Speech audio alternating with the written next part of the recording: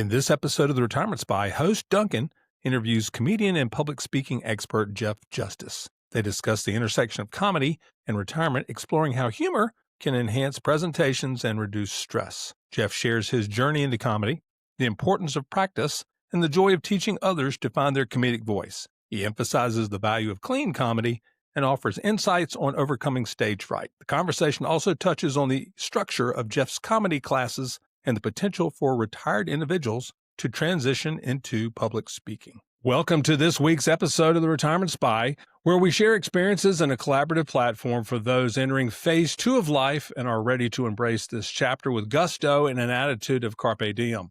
You can find out more about us at www.theretirementspy.com or send us ideas and topics to info@theretirementspy.com.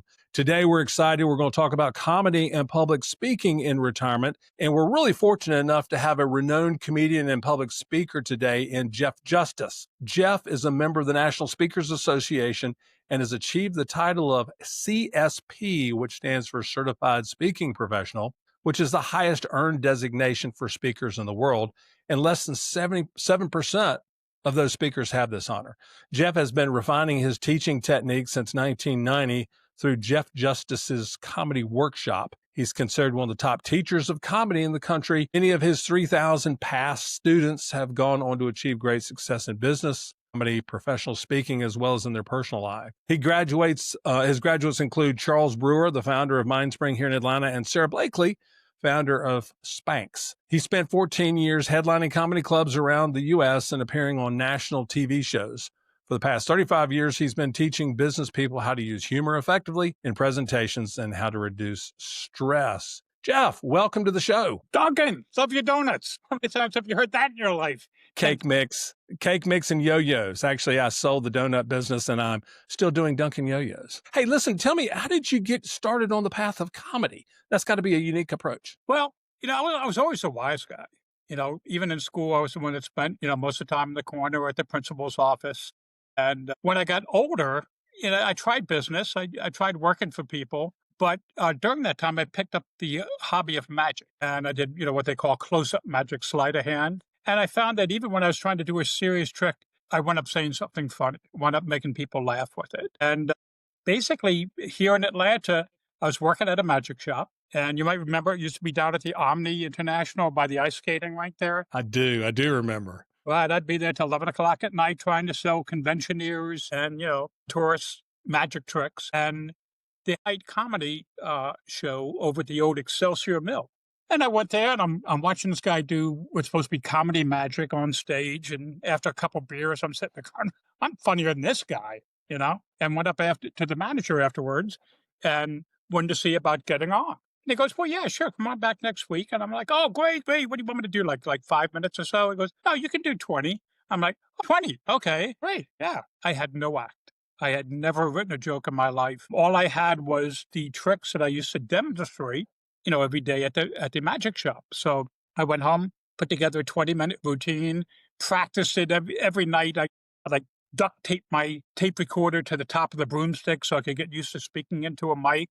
And I practiced it night and day at the shop, at home. Went up there the next week. Everybody else on the show kind of bombed, or they just barely got any laughs. I went up there and just killed. People like falling out of their chairs. I'm going, I knew it. I got a gift. This is what I need to do in life. And went up to the manager, said, should I come back next week? I'm that good. And he's going, give it a couple of weeks. And came back 2 weeks now. Of course, I brought my girlfriend so she can see how funny I am. And totally bombed. Like nothing. Even with her, I put my recorder on our table and so, could record my show. And I said, I can't believe even you didn't laugh. She goes, oh, I laughed. I go, and I played the recorder and every once in a while you hear her go. And that was it. And maybe all she had. Right, that was all she had. But what I finally realized was this was early in comedy. Back then, not a lot of people went to comedy shows. And this was like the same 35 people that went every week. And the reason why I got such big laughs the week before was I was the first new person that they'd seen. They hadn't heard my jokes before, so they were new. But 2 weeks later, when I came back, of course, I did the same material that I did 2 weeks ago. They heard it, and they were like, yeah, okay. No. Yes. Yeah, But I you always learned a have to good have new lesson material. because even after bombing, I still wanted to go back up again. Have you always been comfortable on stage? I'm just curious. No, no, no, no, no. Were you the class clown that got in trouble at the principal's office when you grew I up? a class clown, I'd have the little sneak attacks of comedy. I'd do fun, funny things when the teacher wasn't watching. But as far as speaking in front of a group, terrified. I mean, I was the Wow. kind of person I would just like shake during public speaking class, or if I had to get up in front of a group, I'd actually almost get emotional. But it was that same magic shop that I was telling you about where we had to demonstrate tricks every day. And I mean, I started doing that 7, 8, 9 hours a day. And long story short is after a while, you start getting relaxed with it, more and more at home. And now, that's why I feel most at home is on stage, but it's only through repetition, going up there so many times. So practice really does make perfect. And I would agree on that. I've watched several friends of mine go through public speaking, and it's natural for me. I was the class clown like you, but I really enjoyed being on stage and the attention I was getting, whether it was bad attention that got me in trouble, it didn't matter. I just loved being a part of that. I'm disappointed that my career didn't take the path of going down and being a comedian, but there's always hope for me in retirement. Hey, you were able to pay your bills. So There shows you you weren't go. a comedian. Hey, question. And these are our audience or retired people are going into retirement. I'll have to ask you the question. Why are you still teaching after 35 years, not retired on the beach somewhere? I love it. To me, there is nothing more rewarding, more fun than watching students like next week. Matter of fact, next Tuesday, I start my next class and watching those people go up on stage that first night, having no idea what they're doing, except the fact that some of them think that they're funny, or, there might be the life of the party, or there might be the introvert that wants to break out of their shell and watch them go through that whole process. And 6 weeks later, they're on stage in front of a packed house at the punchline and they're killing. The whole audience is laughing at everything that they're saying. And I mean, it's the greatest high I've ever had. Can you tell from your students? I mean, the first day of class, can you say, oh, this is a star or this person's naturally funny? Is it innate or is it really a learned talent that you have to have a good writer and a good delivery, or some people just have a gift for it? It's both things. There's some natural people that are naturally funny. Now, I was naturally funny to an extent, but I didn't know anything about writing comedy. I had to learn all that. But I would say many times I've been surprised. And it's usually somebody that takes the class and that first night I'm like, oh, and this is going to be torture working with this person. But you know what? That's the person that listens to what I tell them to do. They listen to how I tell them to do it. And sometimes they wind up being the funniest person on the show. A couple examples, Emery Mulling. And I'm not that well versed. Emery Sorry, no. Mulling, if he's still doing it, one of the top headhunters here in Atlanta. And back when I was working with him, he was dealing with people, executives, nobody below probably $250,000 a year. And back then, that was good money. Yeah. And Emery, God love him, straightest guy I'd ever met in my entire life. I mean, give you an idea how straight he was. At the graduation, I met his wife for the first time. She said, boy, I can't wait to see this because I've been married to the guy for 17 years. I've never once heard him say something funny.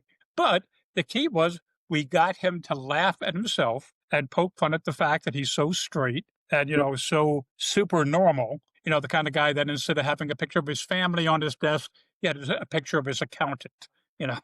And to this day, he'll call me up and go, Jeffrey, I did our little skit again the other day, and it got quite the humorous response. He has no idea why it's funny. He just does what I told him to do, and he delivers it like I showed him to do it. Some people just naturally can deliver humor. Coming from sales from 25 years as I did, there was always that one guy who always had the one-liners, the jokes, and they carried it well. And then there were people probably like me who wanted to tell the joke and people would give a smile, but they were like, no, you just missed it. You just missed it and stop trying. But I always appreciate the guys or the gals who could just drop it and you're just busting the gut. They just have the But I would bet you that's because those people told those jokes all the time. That's the bad part is we get old. That same guy I'm talking about that's so good is telling the same jokes. And I'm like, you got to get some new material. You're getting old. This is horrible. I was complimenting. A lot of people tell me, oh, I just can't tell jokes. I'm no good at it and everything. And then I find out that they don't practice them. They don't rehearse them. They don't tell them. They hear a funny joke and then they go to tell it to somebody else like 2 or 3 weeks later. And they're like, Yeah,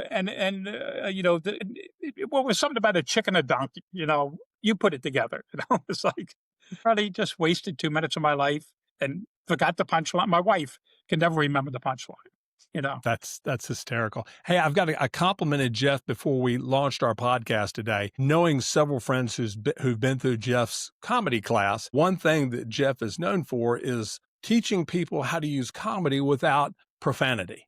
And if you ever watch a stand-up comedian today, if they're not dropping an F-bomb every 20 seconds, they're not a funny comedian. And I think this is a part of your genius, Jeff, is being able to teach comedy in a unique way that's different from others. Tell me how your classes are different and what you're teaching. Well, I discovered a long time ago that if you could go on stage, if a new person that wanted to do comedy could go on stage that first time and be clean and be funny, they could do anything.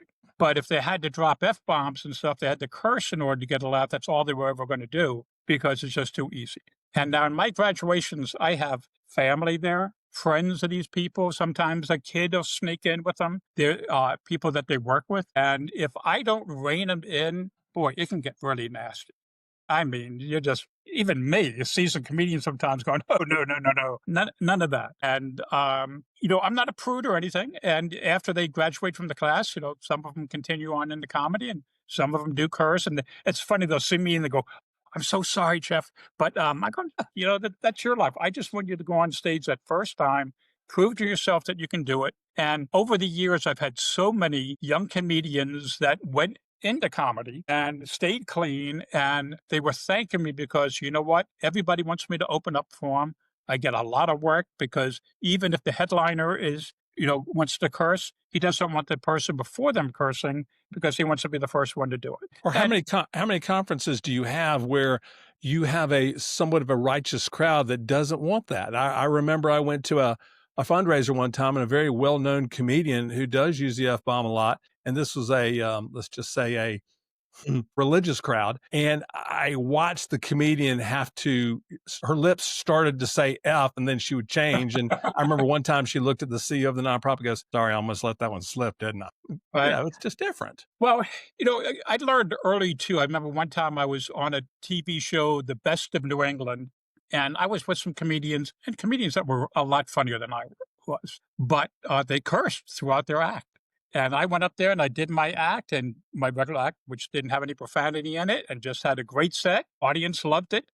And then the next guy went on who was the really funny comedian. 3 different times he had to stop and start over again because he cursed. Well, you remember what happened to me when I started comedy? The first time the people heard the jokes, they loved it. Second time, not so much. By the third time, you're like, really? So, and the same thing, even when he continued with his act, he would have that stutter step because his timing depends on him cursing and he can't curse. So I always tell my students, when in doubt, leave it out. If I have to ask you, hey, Duncan, is this okay to say this on your show? I'm trying to convince myself, even though I know it's probably not appropriate. So corporate audiences, you can't say anything.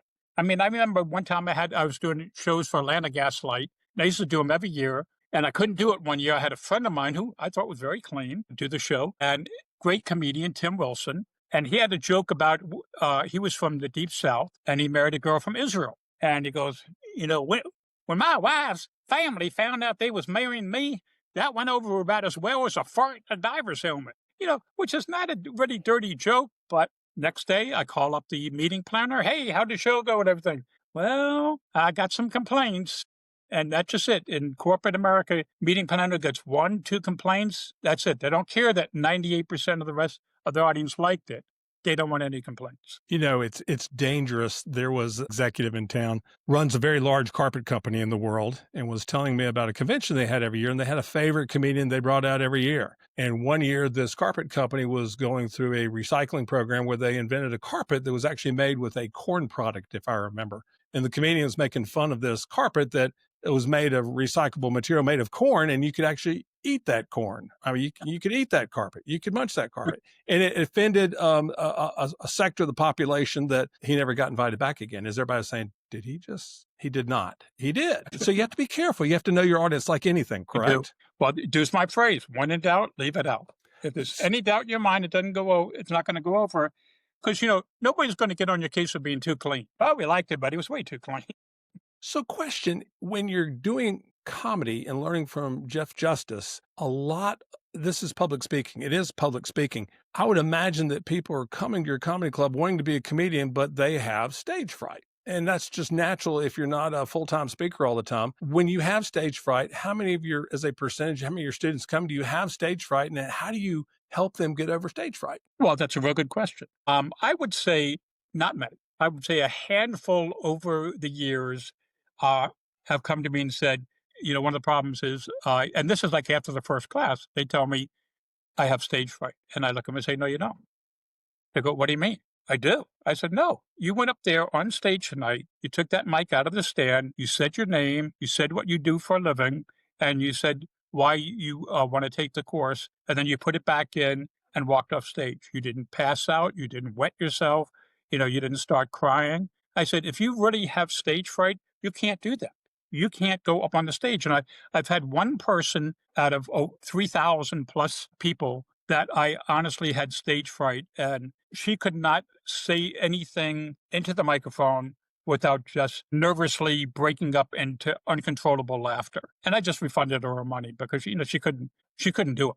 I mean, but everybody else, it's just nerves. Everybody's nervous going up there. I tell people I've been doing this speaking or doing comedy since 1980. I get nervous every time I walk up to the mic for the first time, but that eventually goes away because, I do all these things to make sure that I'm not going to be nervous. I know my material. I've memorized it. I've rehearsed it. I've done over and over and over again. And so I'm prepared when I go up there. When you don't know what you're going to say, of course you're going to be nervous. It is well said. Where do you teach your class, Jeff? You're doing a couple of classes a year, but tell me, are you teaching in a classroom or are you on stage? Where are you teaching a comedy class? Well, we are lucky enough to be able to partner up with the Punchline in Atlanta, the new one that's at the Landmark Diner near Roswell Road in Piedmont. So instead of being in a hotel room, how my class used to be, and I've even taught my house in my living room. Now every class is on stage at the Punchline, so they're constantly getting used to being in that environment. They're getting used to the stage lights, to the microphones. So it's an optimum situation. Tell me, and I'm curious about this, how long do your classes go? 5 classes, 4 classes? How long does it take to complete your course? And do you have a phase 2 or a third phase? Or tell me about your program. So it's one night a week for 6 weeks, usually Monday nights, except for this next one because Labor Day is Monday, 7 to 10:30. All right, there's a lot to do in the class. It's made up of lecture and the people coming up on stage. Like a typical example would be the very first class. I have each person come up on stage. They get used to the mic. I teach them how to adjust it, to take the mic out, step forward with confidence, to say those first few words and stuff. And then the rest of that class, up to about 9:45, is lecture, talking about the different things with comedy. And then the last 45 minutes, we do an exercise. I teach them how to write a top 5 list, like the top 10 list from David Letterman. Yes. So they break up into groups and they write a top 5 list, which gives them confidence in writing stuff. Plus, some of them get to go up on stage and do their top 5 lists. So that's the first class. Then they go home and they write their first joke. Next week, they come in with their first joke, go up on stage, they say it, and then I point out what works, what doesn't work. And if it doesn't work, what makes us different from most comedy clubs in the country is I will help them rewrite it to make sure it works. Okay. And most of that has to do with editing. And then there's lecture and exercises. And then next week they do 2 jokes, next week 3 jokes. And then the 4th week, they bring in their final routine. All right. We go over that. And actually, I've seen the routine before they get there. So myself and Mark Evans, who eventually will take over the class once I decide to retire, the 2 of us rewrite the jokes at home, send them to them. So when they come in, that first rehearsal, we know that their jokes work. And now we work with them on delivery because 90% of it is delivery. And then we have a Saturday rehearsal at the Punchline again, where they go through the whole routine again. We still work on delivery. Then graduation light is the following Monday. And yes, I do have a level 2, and the level 2 is a completely different way of writing. So you learn all the basics, all the joke formats, joke formulas and stuff in level 1. And then level 2, that's the next level. How do you take 1 or 2 ideas or what we call premises and expand them into a 5-minute routine. Question: is there in the comedy world basic themes for comedy? It seems the great acts that I've seen either talk about your spouse, your ethnicity, which is a hard one to pull off, I think, unless you're super funny. There seems to be flavors, I would say, that every comedian can touch on. When you're teaching comedy class, how do you get them to come up with their own identity, if there's such a thing? I think of Tim Allen, who I used to watch at the comedy clubs. He was Tool Time guy. That was his But theme. That was his identity. Do you help them craft their own identity, and do you give them flavors to start with? actually, I used to work with Tom at the beginning before he'd come up with, solidified it into the tool time guy. But he was doing those beginning jokes, men are pigs and stuff like that back then. I tell people to write about themselves, about their lives. We have a thing called an exercise before they even start the class called the 20 Statements of Truth. And it's 20 true things, provocative things you can say about yourself. Because I say, you have to say something. Yeah. There's a difference between saying, I went to school or I went to college. Wow, that's a true statement, but it doesn't say anything. But if you say something like, I went to the worst college in the United States, right? Now, whatever I say afterwards has to prove that, Yes. right? I have them write about themselves or kids, right? Work. And some people don't want to write about work because people from work are going to be there. Yeah. So, and My boss. basically, yeah. I want them to laugh themselves, be able to poke fun at themselves, not put themselves down. See, there's self-deprecating humor, and self-deprecating is putting yourself down. Self-effacing humor is laughing at the things that happen to you in life. Well said. What a great way to, I would have said one is the same, but no, not the way you presented it. So you I'm don't a want professional. No, self-deprecating humor doesn't serve anybody. no, Not at no. all. If you're saying I'm stupid, I'm fat, I'm ugly, but it's different to laugh at yourself. Like one of my friends had a big nose, and one of his jokes was he goes, I kind of ticked off. I got a nose job, grew back because he still had Question. a big nose. So your graduation is actually on stage on a Yes, Saturday, Friday, Thursday night live comedy, and that's your Monday. graduation, isn't it? It's Monday night. It's just us. We have usually the most I'll take in a class is 20 people. And usually by the end, I'll wind up with about 17 because, we'll lose 3 over, business, life gets in the way, something happens, you never know. But I promise everybody that first class, I said, if you do what I ask you to do, which is basically the homework, and then deliver the material like I tell you to deliver it, there's no way I'm going to let you go on stage and not be funny. And I've never broken that promise to anybody since 1990, because basically if they follow these formulas, it's going to work. Because I'm not going to let them go up there and do a joke that doesn't work. Question, and this is going from comedy to public speaking. Many of those in our audience have a world of experience to impart on the world. It's a general question, but how do you become a public speaker? Do you have to have something? You certainly have to have something to talk about. Do you have to have written a book? And is getting into public speaking difficult? Because there's a lot of our audience who have a ton of content and maybe even have qualifications to speak well, but how do you go about that process? That's a great question. And in my comedy class, a lot of people think that most people take my comedy class to become a comedian. And I would say if at every class, if I say, raise your hand if you're taking this class because you want to be a comedian, 3 or 4 might raise their hand. And by the end of the class, it might be one of them that still wants to do it because it's hard. And what I encourage my students, I said, look, you can go be a stand-up comedian, make $50 a night for years while you learn how to do this, and you travel all over the Southeast and stuff, trying to get one-nighters and hit your head against the wall, stay in crappy hotels and stuff. Or, like you said, many of you work for different businesses. Like, what do you do? I'm in real estate. What do you do? I'm a lawyer. What do you do? I'm a doctor. Great. All of you people have knowledge about your professions. You have inside knowledge.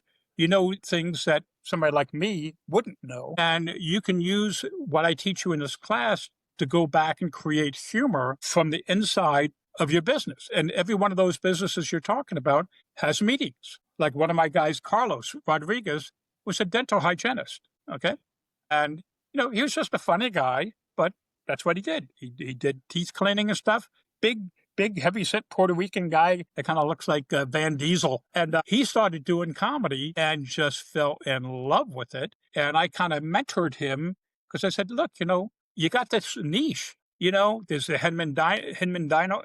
dental clinic. There are shows. There's dental stuff all over the country. Well, now he makes thousands and thousands of dollars a year performing at those meetings. And the thing is, when he speaks there, he's the funniest speaker they've seen in years.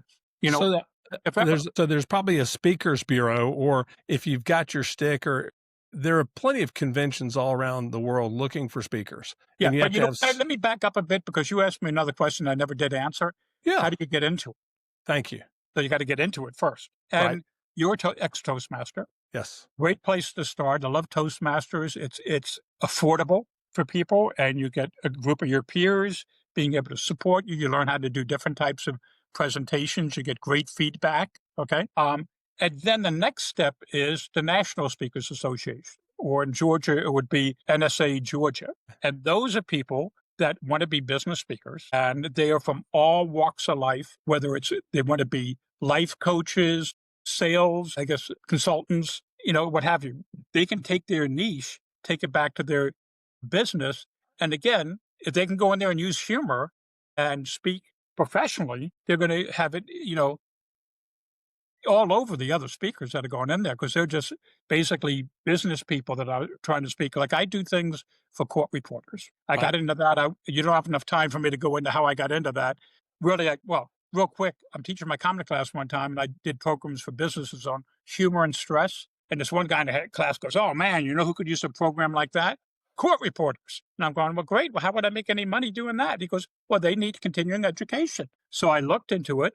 I called their state association. They wanted to book me to be one of their concurrent speakers at their state meeting coming up. And I told them how much I charged at that time. There's no way we're going to pay a speaker that kind of money.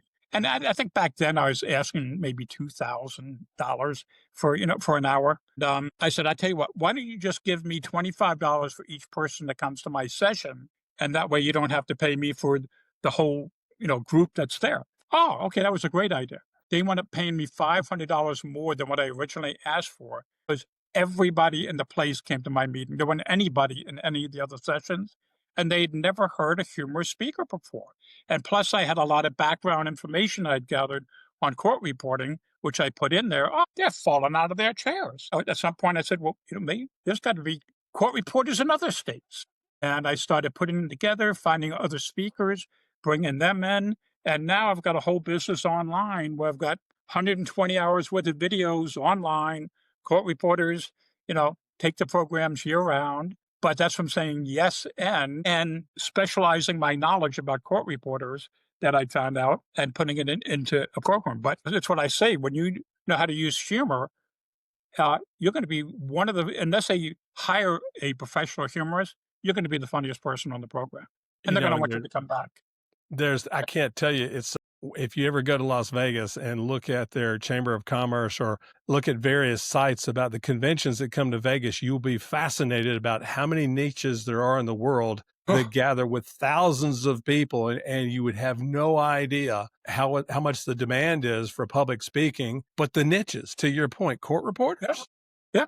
Whoever thought court reporters? And what are you going to tell them about court reporting? But if you do it with the spin of humor, you'll always be booked, right? Yeah, but see, I don't tell them much about court reporting. I just tell them how to handle the stress of being a court reporter. I don't know what the stress areas are, but I've been entrepreneurial enough to find court reporters that were experts in grammar, punctuation, ethics, things like that, that either were good speakers or I could teach to be good speakers. So once I worked with them, they became humorous and fun at their programs. So now we've got these great programs that people love. Where if you go to another court reporter program, it might be a judge standing up there for an hour and a half reading the new ethics laws out of a book, as opposed to engaging and entertaining the people as well. Entertainment is all where it is. Hey, question. If I put you on the spot and asked you to tell us a joke, would that be too much to ask today? Man, I can't believe the gas prices now. I mean, they're coming down a little bit, but boy, man, they are still high. I was at QT last week. Guy in front of me at the register says, "Let me have $1 on pump 7." I look at him, I said, $1 on pump 7? Where you going, pump 8? You're not going to make it. For extemporaneous delivery, that was pretty good, Jeff. Jeff can be Well, you found. said no extemporaneous, and I would love to take that compliment. but I've told that joke hundreds of times. It's your go-to, I imagine. Somebody puts you on the spot and says, "Give me a Yeah, joke you've got." whenever gas prices go up, I pull that joke out. That's why you're a professional. Jeff, to find Jeff, he has a way to find him. It's www.comedyworkshop, two P's, And then com, www.comedyworkshoppy, two P's and an E.com. A great way to find Jeff. I myself, the retirement spy here, I'm trying to find time with Jeff. He does 2-3 classes a year, intro classes. Right. And as I say, 6 weeks, I'm spending a lot of time in retirement. It's just tough to find time with Jeff. I headed off on a 30th anniversary cruise right when your class starts. I was wanting to sign up for it, but then looks like I'll have to hang out till February, and your February class may or may not be already sold out. I can't recall. No, I have not even posted the January class because I wanted to push people into the September class first. Perfect. It's such a great way to spend time. And for those in retirement, what a way to develop life is to be maybe a public speaker, work on your humor because you've got a lot more time to be humorous now. And guess what? Your comedy, when delivered at a party or wherever it may be, if it's offensive, it's not going to get you fired. Right. Jeff Right. Justice, thank you so much for your time. We look forward to following up with you in the future, and hopefully our audience will want to reach out to you, either for court reporters who are listening to this for your work or to have a class with you. But Duncan, one time we are going to see you on stage, but don't wait too long because I ain't getting any younger. Well, I appreciate it, Jeff. Thank you so much for your time. Have a great day. You too.